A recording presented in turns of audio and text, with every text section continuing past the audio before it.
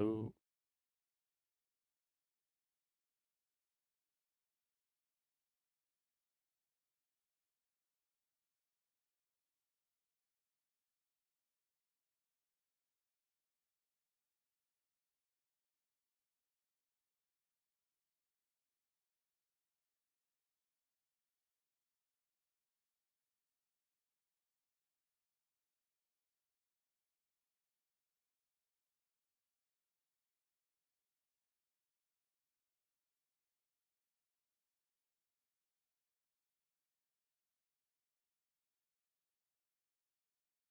Hello?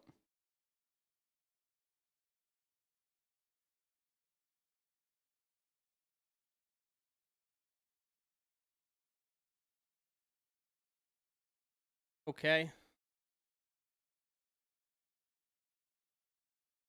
I'm doing all right. How are you?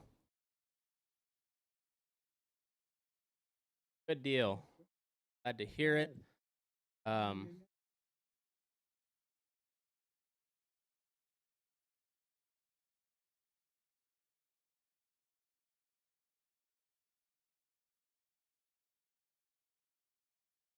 In the morning, try to get them. I see. I think I go. That was. I'm still just a dumb cowboy, Boots. Huh? I said I'm still just a dumb cowboy, like we all are. So I'm, I'm Well, trying to figure I some have a stuff little out. trouble with the phone, so I uh, I have a little trouble with a little bit of everything. It seems like. We'll I think we'll make it. How's the weather over your way? well, it's beautiful today. It's been cloudy and misty and showering a little the last 2 or 3 days, just not enough to amount to anything.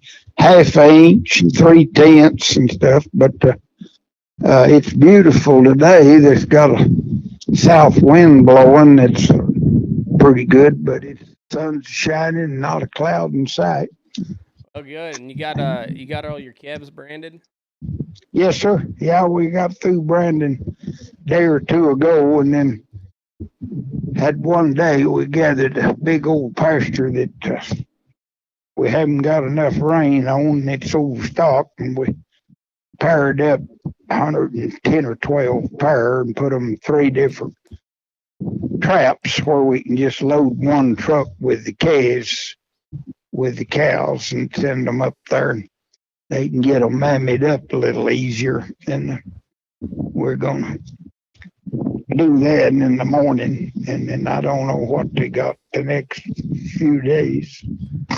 Well, I think about next Monday I'll be rolling through your part of the world, so just have to stop in and say hey. Yeah, I think that I think I'll be where we can. There, I think some of the crew and they had wanted me to go to Dixon Creek. They're pulling the wagon out up there, but I told them I'd like to stay here on account I don't do good anymore in the teepee, and so I think that they're going to leave me here, and and I think the crew will probably pull out up there Sunday Nice. and go up. It's a 3 or 4 hour drive up there, and they'll be up there then a few days. And I'll just me and one man was going to just try to just hold this down, do some scouting around. We got a tank or two that might get bogey and some stuff like that. I had a question when uh Brandon do you bag or to cut the No, hair we off? cut it off. Yeah. 100% of the ranches in this country, big ranches, all cut it off and pull them out and cut them off. Yeah, and you bag just Yeah, till. we keep the ears on the heifers and the bags on the steers. Mhm. That gives us tally on the sex of the calves when we get through, and but we I've never seen anybody on one of these ranches split them, but I do know people does do that, and then we cut studs the same way. Yeah. Some people pull that bag out and cut it off. That's the way we do, and take them out of the same hole, and some of them split each nut and take it out separately. Well, that just On seems like colts. that's a lot of work. Yeah. Yeah. Yeah, they have better luck with them, or have my license cut it off and they drain better and it don't stop up as bad and stuff. Yeah. Yeah, I agree. Worst is when you and then the bander don't know how to do it, and you end up with a nut or a 1.5 nut, and it's a mess. Yeah, I just don't know anything at all about that, so Well, you're better off, I can tell you that. I have just heard of people, especially yearling people, doing that with big bunches of yearlings, putting them bands on there and stuff. But I've never had any experience doing it or anything. Yeah, I think just a sharp knife and quick and knows what they're about the best way to go. Quick spread to let them be. Yeah, if you got something like that, we don't even put anything on them. We just cut it off and turn them loose. Yep. But we used to have a little trouble with screw worms, but we haven't had any screw worms since back in the 60s. So I had a family was telling me about doctoring screw worms. That sounded like a pretty nasty deal. Well, it was a tough job. Everybody, even the little nester farmer that had 15 or 20 cows, he had to check them every day or so. Because they get worms any place that's skint or scratched, or navels on calves. Cow have calves, you get them in her uterus area, and bulls get them around the penis, and he's had to doctor them, catch and doctor them. Well, there's several things that they have, just like anything, and that we used stuff called Smear 62 and chloroform. We carry a little can of chloroform. You fill that worm hole full of chloroform, stop it up, hold your hand over it, or stuff a rag or two over the top of it, stop the air, and that'd kill them worms go flying out of there with that chloroform. And then we'd put Smear 62 as an old black tar stuff, and then there was a clear stuff they called EQ 335, I think. But see, it's been 30 and 20, 50 years since we had worms in this country, so I don't remember a whole. I remember, Doc, that's all we done.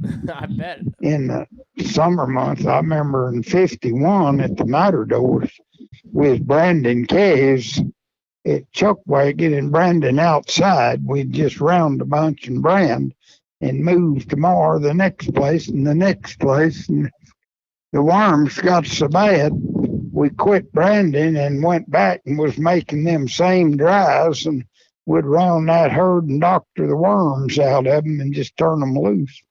And because the worms was about the deer, everything got worms and died with them. That's we never. I was running handicap deal. I had never doctored in my life. I never had worms. I guess once figured out ivermectin, that pretty well cured the worm. Yeah, they eliminated the worms here in the 60s. I went to first one or two meetings they had in this country where they call a deal in the county seat and have a meeting that they was going to try to do that. They had to they had a plant going at missions and making sterilizing flies, and they had planes flying over and dump them sterile male flies, and they couldn't reproduce then, and that's what eliminated them. And but it was a tough deal, and then along the border they had trouble for several years after that because Mexico hadn't cleared up, and so they had to be careful of anything coming across. Yeah. And but it's one of the great, I think, things they've done in the ranching industry in my life. And the first meeting that they went to, I told them I thought it was impossible. I didn't think they could do it. And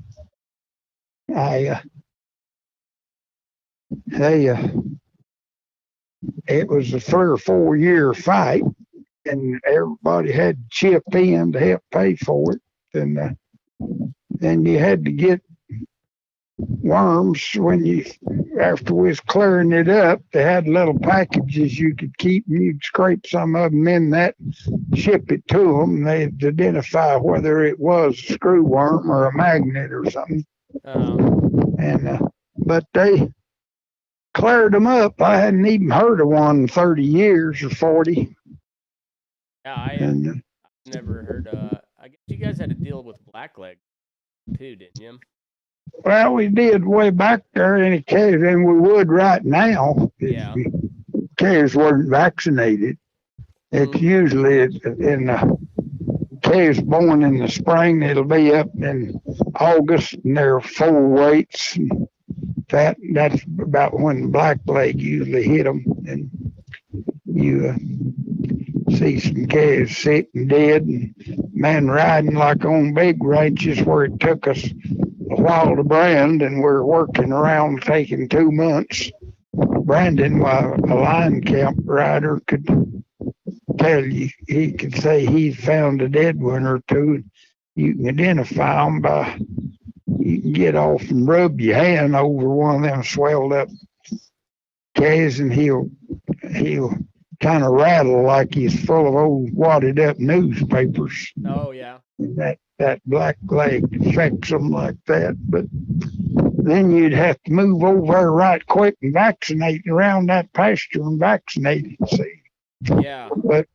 And then when they first started vaccinating in the 40s for blackleg, brand inspectors in this country hauled that stuff in the back of their car, and they'd even some of the companies making it would furnish it.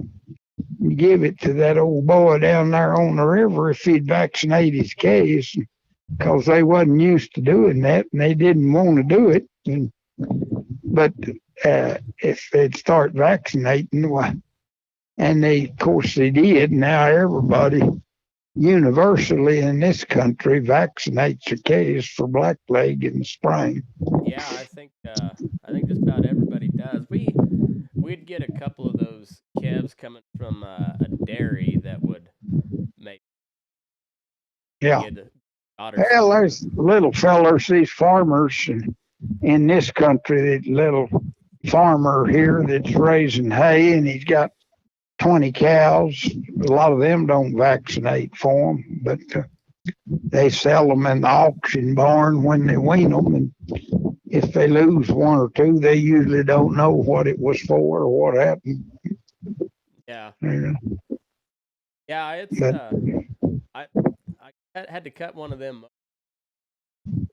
Oh, it was a little heifer that just got missed, I think, when they vaccinated them, and their legs swelled up big, and then you'd cut in that meat.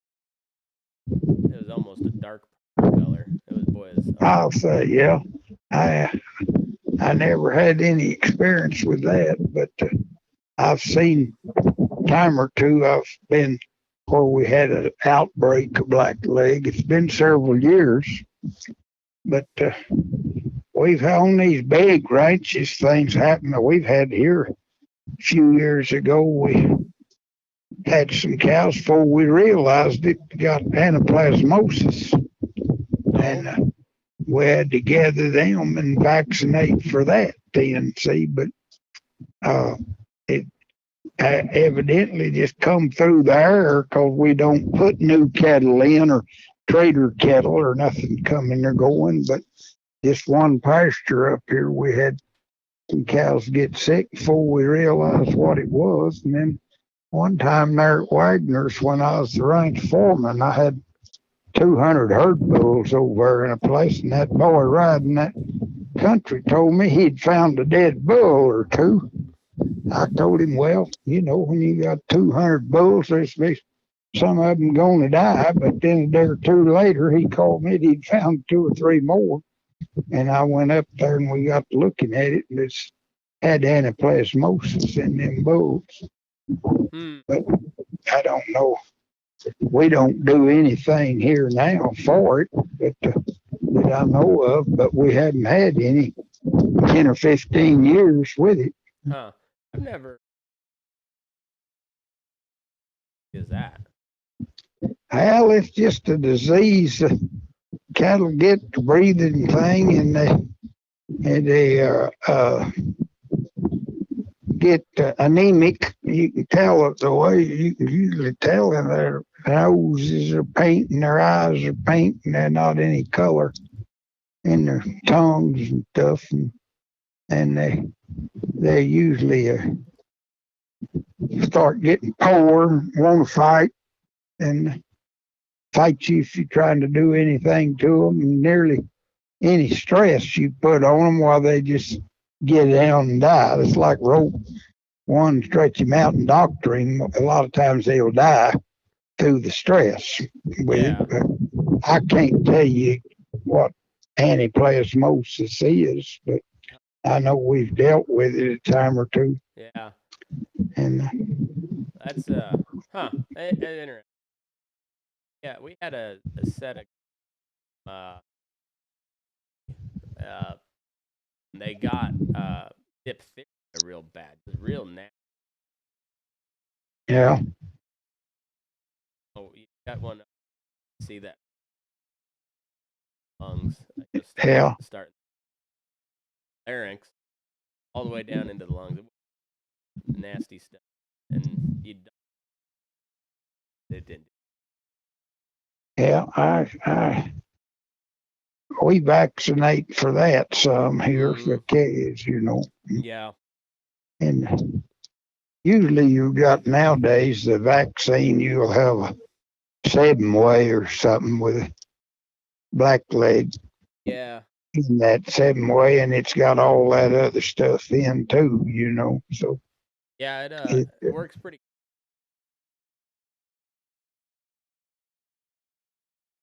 Yeah, I've got to get my second COVID shot here in a couple of weeks. Oh man. I took one, and then I had to wait so long. I got to look it up and see. I was supposed to wait. They give me a date that I could come back and get the other one. So. Oh, good. You didn't obviously. Yeah, so that's. Yeah, the first one didn't. Hopefully. Not yet, anyway, huh? Yeah. Your boys down there giving you a hard time for the vaccine, or? Huh? I said, are they giving you a hard time for? Oh no, most of the guys here went and got it, but we've got 2 or 3 that didn't and said they wouldn't take it, and there wasn't any pressure on them to take it here. They just told it it's optional. Yeah. And we've got a veterinary here, and he tells us all about all that stuff. And just like I had a girl that's cooking over here, and she told me, Boots, I wouldn't take that stuff. I seen a thing showed where 522 people died after taking it, and that vet told me to tell her there's 100,000 died without taking it. So Yeah. it's, I don't know. I think at age it's we had a lot of the young guys that didn't take it here, don't want it. But you know, I had the stuff last winter. Oh, did you?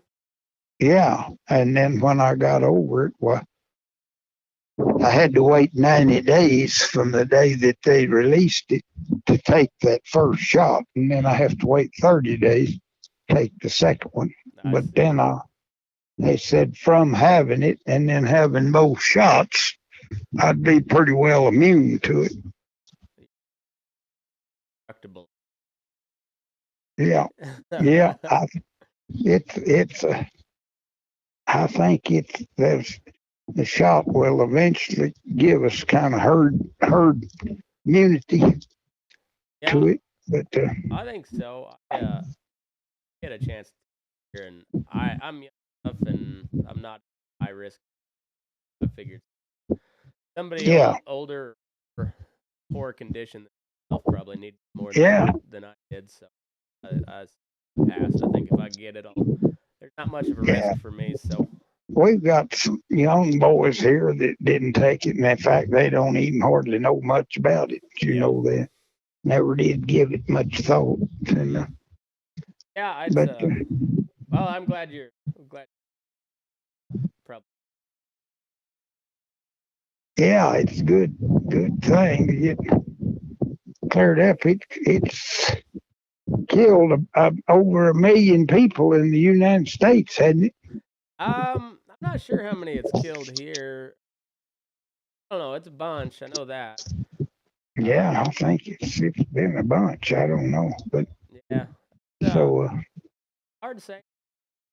I live too, so it's hard to tell I, what's going on the outside. we're in a real remote area here, and we've just got 200 adults in this whole county. So we was really surprised. But where I got it, we had two intern girls from college come in here Oh, working at the horse facility, and they had it, and I got it through being over there around them. And that's what, because I hadn't even been to town in 2 or 3 months. well, did you give And them a hard? yeah, Oh, good. yeah, they kept them isolated here. They're both still over there at the horse clinic now, but of course they cleared up and are working every day now. But they had it when they come in from college, I think, and Yeah. they were working on equine degrees, and they can get further their degree here Yeah. at working for this veterinary here. He's set up with A&M where he had one boy graduated yesterday here from finishing up the course, and with couple of more weeks now, he'll get his veterinary degree and can go to practicing. Well, that's good. And yeah, they spend a lot of time fooling with them. But yeah, How long were you married for, Boots? If you don't mind me asking. how what? How long were you married for?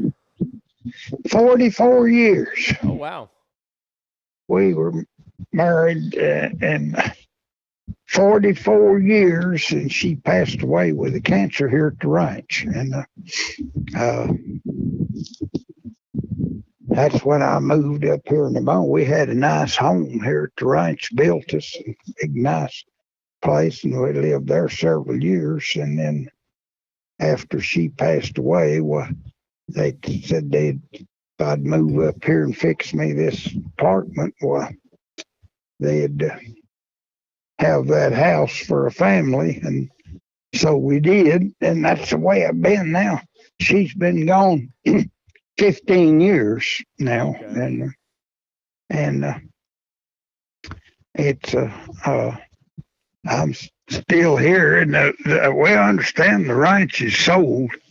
They called us together and told us that we're under contract and it's not a legal deal yet. The people that signed the contract put up a big forfeit, and they've got so many days to back out and forfeit the forfeit, and and then it will belong to somebody else. And so we don't know what all they say. They're not going to make any changes, and they even told me indirect, because I figured they'd get rid of me at nearly 90. I can't do a hell of a lot, and still ride the whole time, but they told me kind of indirectly, I haven't received it officially, but that I could stay here and do what I was doing. Ann had told me that I could stay here the rest of my life, whether I worked or not. And they have kind of indicated, the people that bought it, that there wouldn't be no change in my situation. But time will tell. And I'm prepared to, if need to move in, well, I'll move in some of these little towns. And I'm in good shape financially if I have to go. And the ranch is,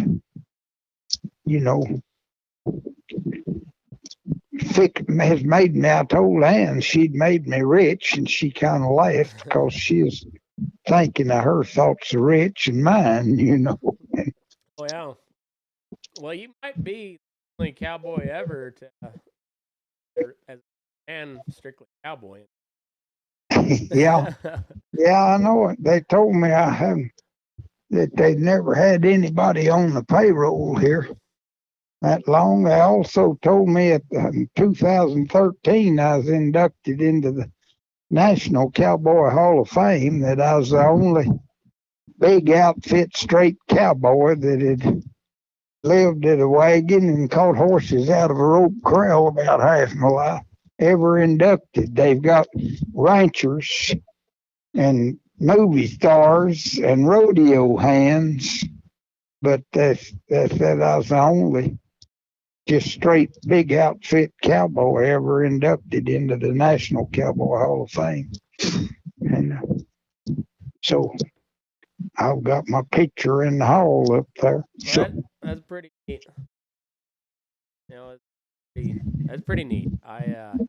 What would you say if you had done one entire life? Well, I didn't understand that. So, like, if whether it be breaking colts or doctoring or branding, what would be the one thing you could do that every day? What would that be? Well, I've always said up until just this year, I've told my daughter one of my favorite times of year on a big cow outfit when we're branding, but it's been harder on me this year. We get up earlier and catch horses in the dark and stuff that it's got harder for me to do. And I've went every day and enjoyed it, but I'm looking forward to when we get through and get back to where I'm just mostly prowling, riding country and stuff like that. I saw a video that put on the internet of you calves, and I gotta say, you still throw a pretty good loop. Yeah, I haven't seen that. My daughter that watches that, and she told me that she saw me on Facebook dragging calves, but one guy here that I hired his daddy, he's about 40. I hired his daddy 35 years ago when he was 3 or 4 years old, and now he's top hand. But he told me one day, and I was roping over here, he said, well, you still got it, but I don't think so. I can't rope them calves running around me way out there at the end of a rope and stuff. I can't throw it that far. Yeah. And so, but I can just dragged a few there. And I usually don't drag. If they say the boss here's real considerate of my deal, he'll just say, holler at me and say, you on a rope a few? And I say, yeah, I'll catch 10 or 12. Or I may just tell him, no, I'll pass. It'd be harder for me to go get my horse and get on him than it is to stay here. Yeah. And but I went for years and years and years that drug case day in, day out, for hours and hours. But uh, it's most cowboys, that's their favorite time of the year on a cow outfit Oh is yeah. branding. Yeah. And but I've always my taste. My wife always said I enjoyed it all. I just like they made a movie here. You may have seen it. I was in it quite a bit Yeah. several years ago. It's called Ride Around the World. Oh, I haven't It seen is that made one. for IMAX theaters. Oh. And you can get it online, buy it. They've got them for sale here in the store. It's about an hour long, and what it done, it was a documentary, and they had a big film company, and they were trying to document when man first started getting paid for taking care of cattle horseback. And the earliest they could document it and prove it was 1,400 years ago in Morocco. They was paying men to ride a horse and take care of cattle, and they started it there.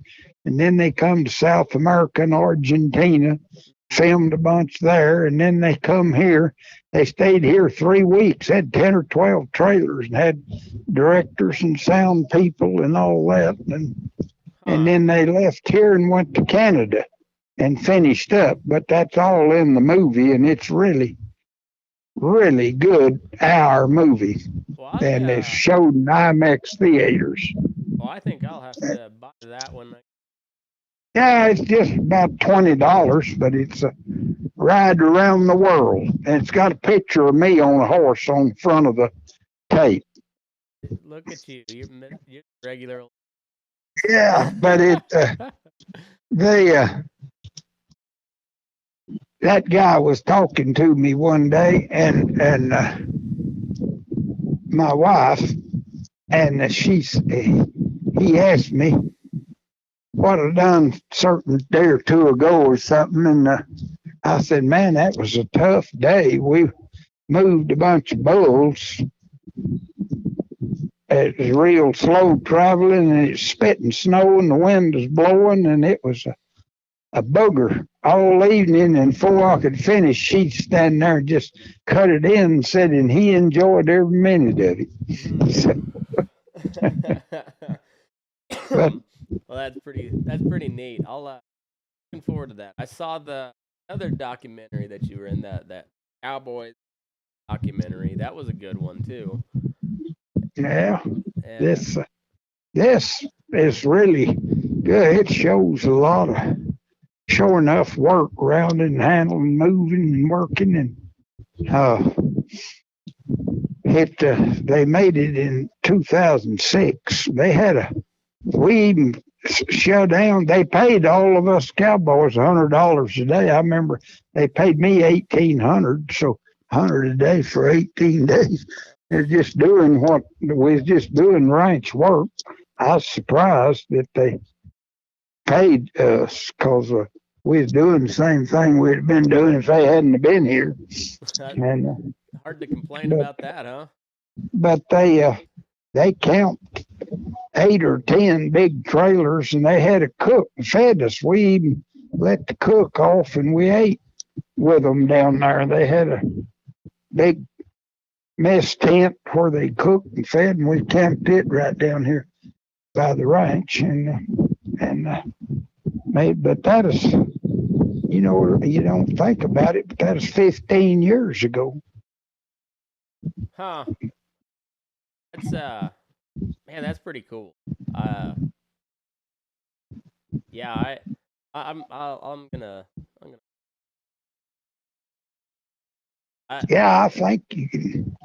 And that, I don't know how to do it, but you can pull up on that.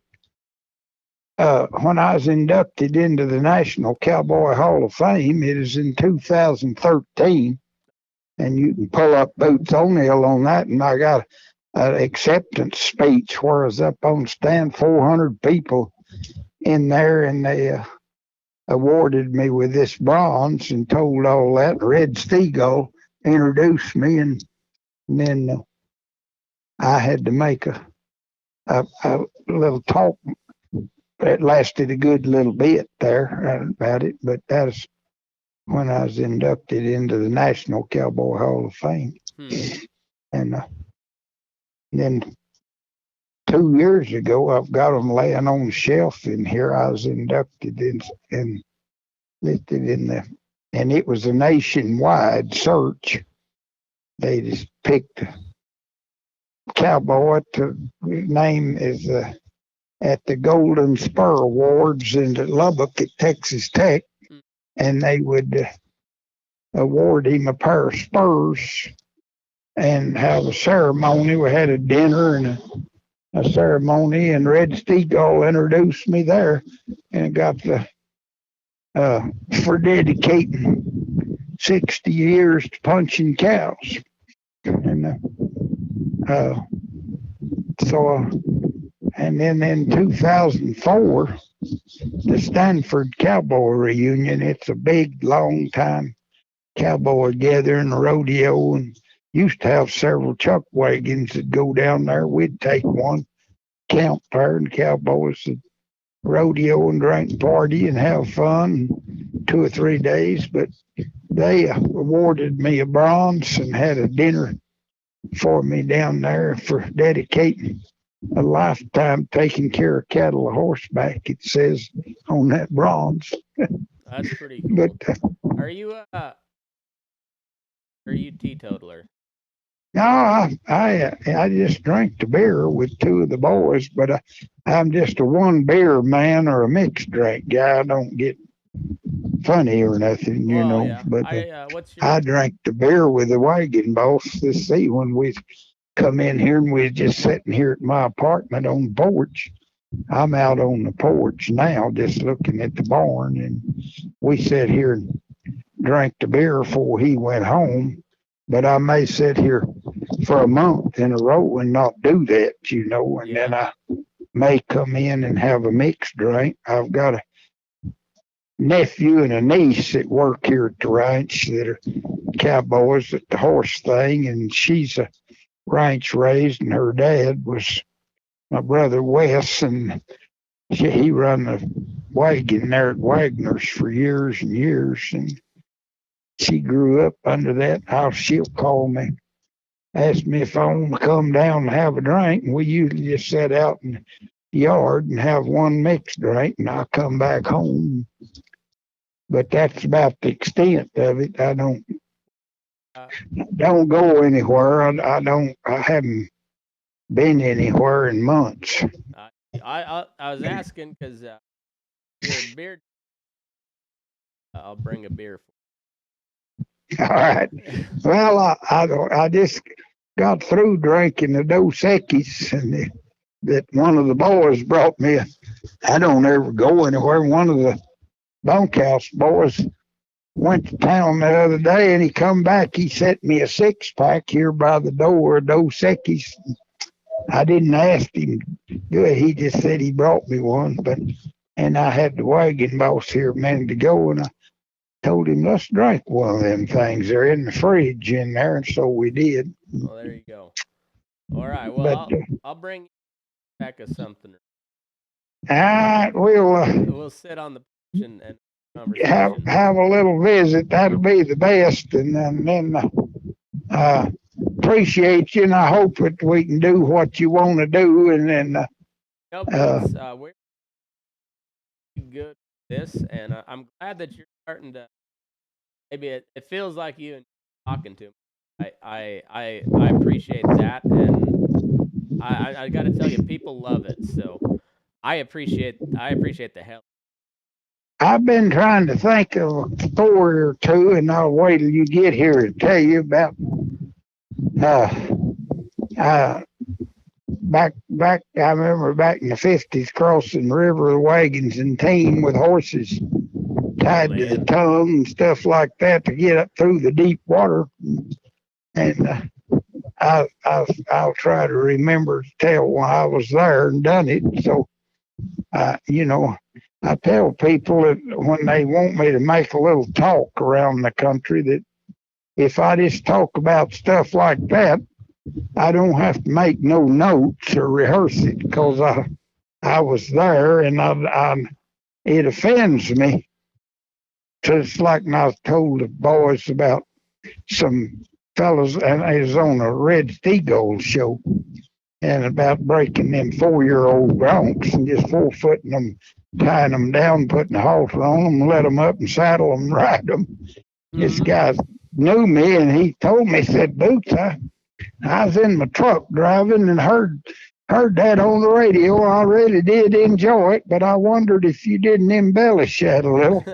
And that offended me because, and I don't even tell a lot of that stuff because people don't believe it now. They don't believe that we rode them broncs, 5 saddles, 2 in the corral and 3 outside, and there's 4-year-olds, and sent them to the wagon. Because most of the guys now couldn't even saddle one of them. Oh, I know it. But that's what we got paid to do, and we done it 3 years in a row. Me and my brother broke 50 head every winter. And well, I believe I've heard those old stories. I've read a lot of myths and interviews with old cowhands. I love Charlie Russell and Teddy Blue. It is just a lot different then, and we lived different, and the men was different, and most of the guys on a lot of the camps was bachelors, because they wasn't fixed up, didn't have bathrooms, and had coal oil lamps and wood stoves, and they wasn't conducive to women. And the ones that did was pretty tough to stay out there. But now our camps they're 3-bedroom, 2-bath, central heat and air, and nice places. They're just way out in the country. Yep. But we'll talk to you later then. I see a guy driving up here that's going to want me to tell him something. All right. Well, hey, Boots, I sure appreciate your time. I really do. And I'm looking forward to shaking your hand on Monday. So we'll. All right. Thank you, sir. Thank you. We'll see you. Bye-bye. Bye. Oh, man. And, yeah, there we are. They just keep getting better, folks. And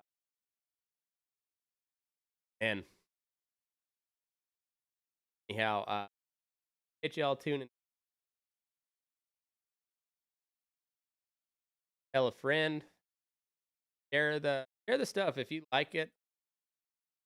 Share it. Really kind of, I don't know. Everything. Really, the only way to around that is for any of it.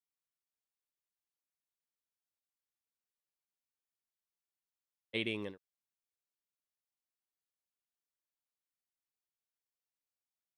really, really lucky to be.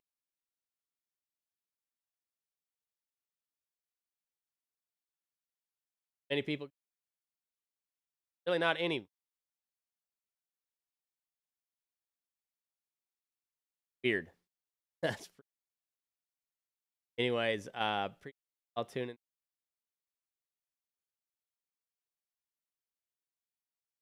Anyway, your ass.